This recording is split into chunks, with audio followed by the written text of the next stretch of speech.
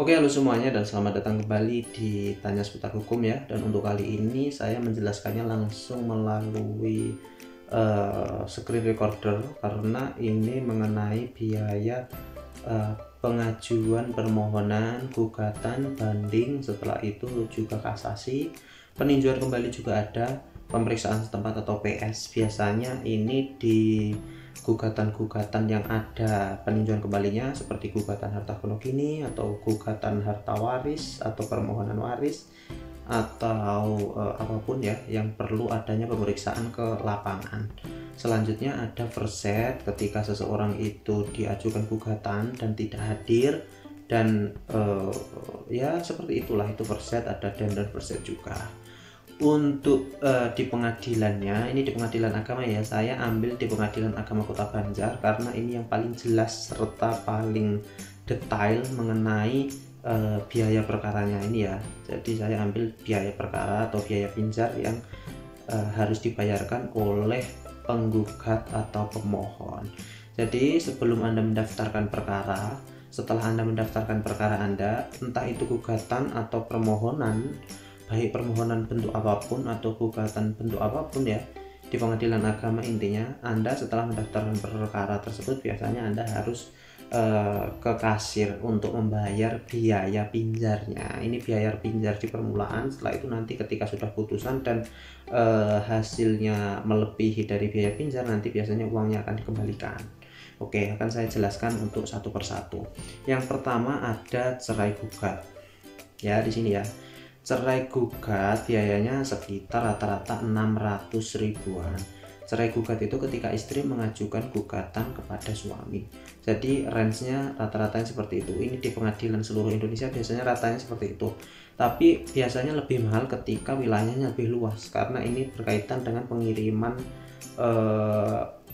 gugatan atau panggilan sidangnya ya kepada para pihak. Jadi biayanya semakin luas wilayah pengadilan tersebut biasanya akan semakin mahal, seperti itu. Yang kedua ada cerai talak.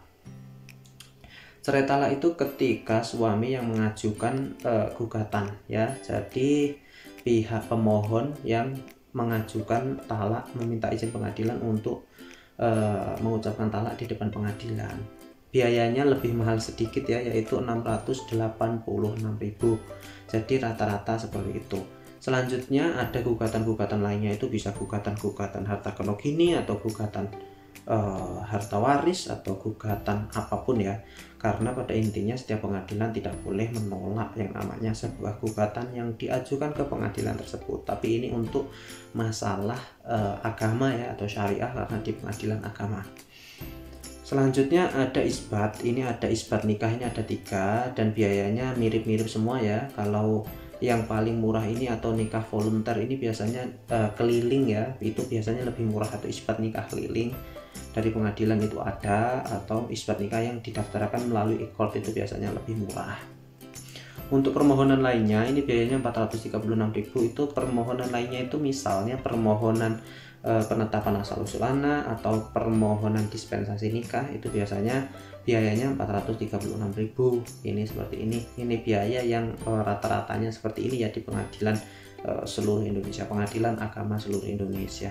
Selanjutnya untuk biaya yang lebih mahal itu ada biaya ketika Anda naik banding, ketika seseorang itu tidak menerima putusan dari pengadilan tingkat pertama mengajukan ke tingkat kedua atau pengadilan tinggi, pengadilan agama tinggi, itu biayanya ini ya, biayanya 1.500.000. Setelah itu untuk biaya kasasi ini lebih mahal karena diajukan ke Mahkamah Agung agama, biasanya biayanya 5.260.000 ya, mohon maaf biayanya segitu. Ini paling mahal kalau mengajukan kasasi. Selanjutnya untuk peninjauan kembali itu biayanya 3.200.000 seperti itu.